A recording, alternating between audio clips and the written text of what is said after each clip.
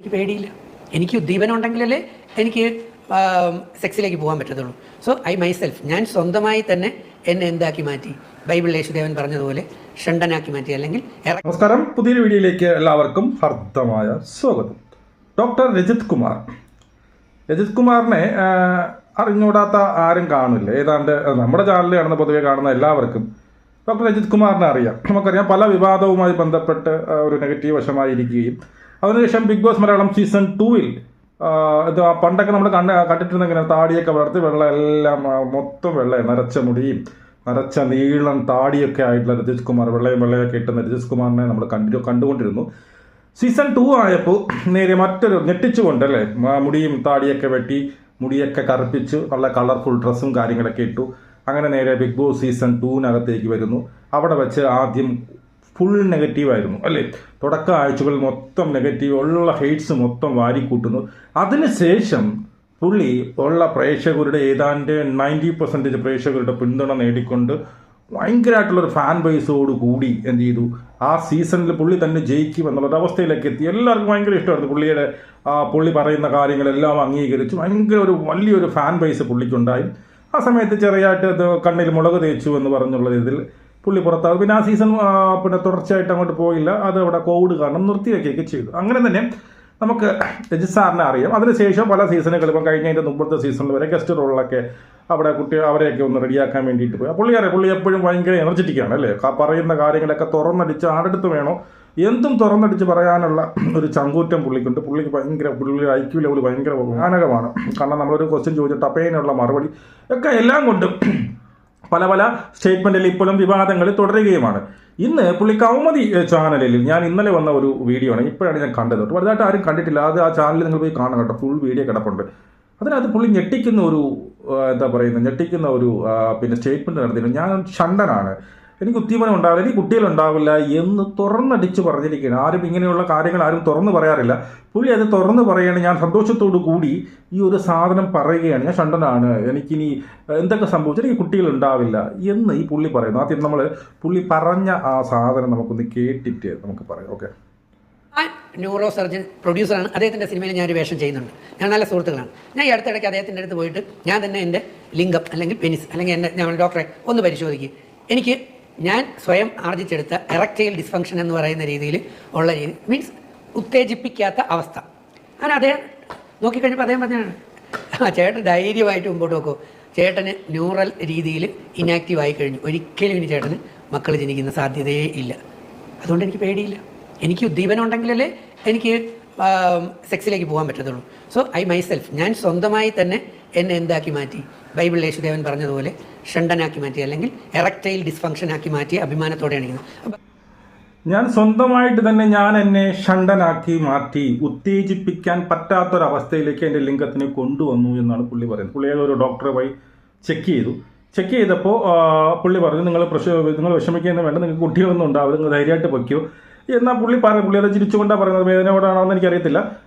അങ്ങനെ പറഞ്ഞു. അപ്പം പുള്ളിയുടെ ലിംഗം എന്ത് ചെയ്യില്ല, ഉത്തേജിപ്പിക്കത്തില്ല, അത് ഉത്തേജിക്കില്ല എന്നുള്ളതാണ് പുള്ളി പറഞ്ഞത്. അത് എൻ്റെ കുറേ വർഷത്തെ കഠിനാധ്വാനം കൊണ്ടും, അല്ലെങ്കിൽ പുള്ളിക്ക് പിന്നെ ഈ പറയുന്ന കുറേ വേദങ്ങളും കാര്യങ്ങളൊക്കെ പഠിച്ചിട്ടുണ്ടല്ലോ, പിന്നെ മെഡിറ്റേഷൻ അങ്ങനെയുള്ള സാധനങ്ങൾ കൊണ്ട് ഞാൻ സ്വയമേ ആർജിച്ചതാണ് ഈ ഒരു സംഭവം എന്നാണ് പറയുന്നത്. ഇതിൻ്റെ തുടക്കം, ഈ ക്വസ്റ്റ്യനിലോട്ട് വരാൻ കാരണം, ഇതിന് തുടക്കം അവതാരകൻ ചോദിക്കുന്നുണ്ട്, താങ്കൾ എന്തുകൊണ്ട് കല്യാണം കഴിക്കുന്നില്ല, താങ്കൾക്ക് നല്ല അറിവും ഇതൊക്കെയില്ല, അപ്പോൾ താങ്കൾക്കൊരു കൊച്ചുണ്ടായ, താങ്കളുടെ ജീനിലൊരു കൊച്ചുണ്ടായി കഴിഞ്ഞാൽ താങ്കൾക്ക് പിന്നീട് അതേ അറിവുള്ള ഒരു കുട്ടിയെ കിട്ടില്ലേ, ഒരു പുതിയ തലമുറയെ കിട്ടില്ലേ, അപ്പോൾ എന്തുകൊണ്ട് താങ്കൾ അത് ചെയ്യുന്നില്ല എന്ന് ചോദിച്ചപ്പോൾ പുള്ളി ആദ്യം പറഞ്ഞ മറുപടി എന്ന് വെച്ച് കഴിഞ്ഞാൽ, ഇല്ല, ഇത് എനിക്ക് അങ്ങനെയുള്ള ഇത് ഞാൻ മാത്രം വിചാരിച്ചാൽ പോരല്ലോ, ഇതെനിക്ക് എവിടെയെങ്കിലും കൊണ്ട് നിക്ഷേപിക്കണ്ടേ, അപ്പോൾ അത്രയും പ്യുവറായിട്ടുള്ള ഒരു പെൺകുട്ടിയെ കിട്ടണ്ടേ, ആ പെൺകുട്ടിയുടെ സ്വഭാവം മോശമാണെങ്കിൽ എന്ത് ചെയ്യും, അത് മോശമായുള്ള കുട്ടികൾ ജനിക്കില്ലേ എന്നൊക്കെയാണ് പുള്ളി ആദ്യമേ പറയുന്നത്. അങ്ങനെയുള്ള ഒരു പെൺകുട്ടി എനിക്ക് കണ്ടെത്താൻ സാധിച്ചില്ല എന്ന് പറഞ്ഞു വന്ന പുള്ളിയാണ് പെട്ടെന്ന് തപേന ഇത് പറയുന്നത്.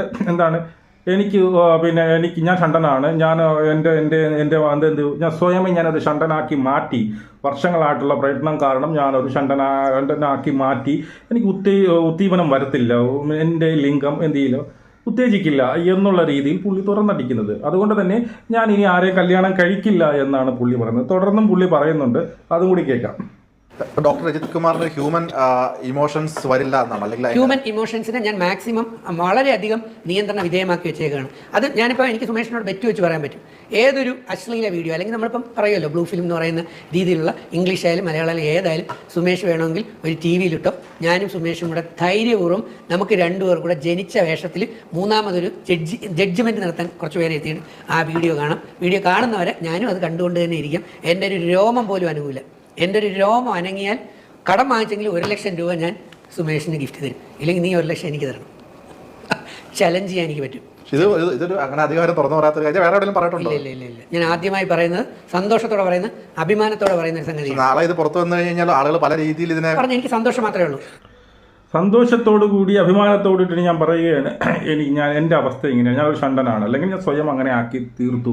പുള്ളി എന്നിട്ട് പറ്റി വയ്ക്കുന്നുണ്ട് ഏതെങ്കിലും ഒരു അശ്ലീല ചിത്രം നമുക്ക് രണ്ടർക്കും ഒരുപോലെ ഇരുന്ന് കാണാം, നമുക്ക് ജഡ്ജസിന് വേണ്ടിയിട്ട് കുറച്ച് ആളുകളെ ഇരുത്താം, അതൊക്കെ മുഴുവനെ ഞാൻ കണ്ടുകൊണ്ടിരിക്കും എന്നല്ലാതെ എൻ്റെ ഒരു രോമത്തിന് പോലും ഒന്നും സംഭവിക്കില്ല, ഒരു രോമം പോലും എണീക്കില്ല എന്നാണ് പുള്ളി പറഞ്ഞത്.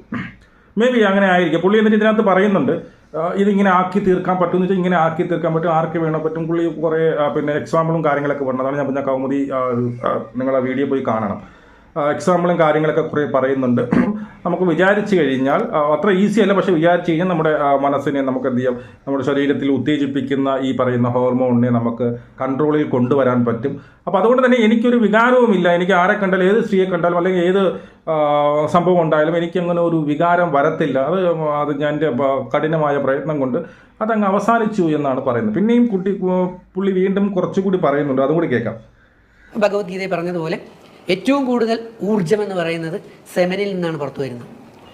അപ്പോൾ സുമേഷ് കല്യാണം കഴിച്ചതാണെങ്കിൽ വൈഫുമായിട്ട് സെക്ഷൽ ഇൻ്റർകോഴ്സ് കഴിയുമ്പം ഉണ്ടാകുന്നൊരു ക്ഷീണമുണ്ട്, അല്ലെങ്കിൽ ഇജാക്കുലേഷൻ നടന്നു കഴിയുമ്പോൾ നമ്മുടെ ബോഡിയിൽ നിന്ന് ഈ സെമൻ പോയി കഴിയുമ്പം എത്രയോ അളവ് ഊർജ്ജമാണ് ലോസായി പോയത്. മനസ്സിലായോ? ആ ഊർജ്ജം നിരന്തരം ഒരു ദിവസം പലവട്ടം ഈ യൂത്ത് അല്ലെങ്കിൽ കൗമാരപ്രായം സ്കൂളിൽ പഠിക്കുന്ന കുട്ടികൾ നിരന്തരം കളയും, വീണ്ടും ഡെയിലി ഇങ്ങനെ 10 വർഷം 15 വർഷം കളഞ്ഞു കഴിയുമ്പോഴും എന്നിട്ട് പോയി കല്യാണം കഴിക്കുമ്പോഴും കൂടെയാണ് കൗണ്ട് ഇല്ല, ആക്ടിവിറ്റി ഇല്ല, മോട്ടിലിറ്റി ഇല്ല എന്നൊക്കെ പറയുന്ന തലത്തിൽ പലപ്പോഴും ഉണ്ടാകുന്ന റീസണുകളിലെ ഒന്ന്. അതുകൊണ്ടാണ് ബ്രാഹ്മിൻസ് അല്ലെങ്കിൽ വേദങ്ങളിൽ പറയുന്ന അറിവുള്ള പള്ളിയിലച്ചന്മാർ ഉസ്താദ്മാരെല്ലാം കോച്ചിങ് കൊടുക്കുമ്പോൾ പറയുന്ന ഈ സെമൻ വെറുതെ കളയരുത്, പാഴാക്കി കളയരുത്, നഷ്ടപ്പെടുത്തി കളയരുത്. അപ്പോൾ അശ്ലീല വീഡിയോ കൊണ്ട് നമ്മുടെ ഇതെല്ലാം കുട്ടികൾ ഇതൊക്കെ നശിപ്പിച്ച് കളയുമ്പോൾ ജനിക്കുന്ന കുട്ടികളുടെ അൺഹെൽത്തിൻ്റെ കാരണങ്ങളിൽ വരുമ്പോൾ നമ്മൾ പഠിക്കണം, അതും അന്വേഷിക്കണം, അനാലിസിസ് നടത്തണം. പുള്ളി ഇപ്പോൾ പറയുന്നത് യുവതലമുറയിൽ കണ്ടുവരുന്ന ഇങ്ങനെ സെമൻ അനാവശ്യമായിട്ട് കളയാൻ പാടില്ല. ഒരു സെമൻ പുറത്ത് പോയി കഴിഞ്ഞാൽ നമുക്ക് ഒരുപാട് ക്ഷീണം ഉണ്ടാകും, അതുകൊണ്ടാണ് കുട്ടികളിൽ ഈ പിന്നീട് കൗണ്ട് കുറയുന്നതും അങ്ങനെയൊക്കെ ചെയ്യുന്നതെന്നും ഈ പറയുന്ന കുട്ടികൾക്ക് ശക്തിയില്ലാതൊക്കെ അവർ അങ്ങനെ കുറേ കാര്യങ്ങൾ പറയും. എങ്കിലും ഞാൻ ഞെട്ടിപ്പോയി, ഈ പുള്ളിയുടെ ഈ ഒരു വെളിപ്പെടുത്തൽ കേട്ട് ഞാൻ ഞെട്ടിപ്പോയി. പുള്ളിയെ സത്യം പറഞ്ഞാൽ നമുക്ക് എന്ത് ചെയ്യണം, അത് ഇങ്ങനെയുള്ള കാര്യങ്ങൾ ആരും പുറത്ത് പറയാറില്ല, ഇത് പിന്നെ മൂടി വയ്ക്കുകയാണ് ചെയ്തത്. ഒരു തരത്തിൽ ഒരു പരിധി വരെ പുള്ളി ആദ്യം ഈ വീഡിയോയുടെ തുടക്കത്തിൽ പുള്ളി അത് മൂടി വെച്ചു എന്ന് വേണമെങ്കിൽ പറയാം.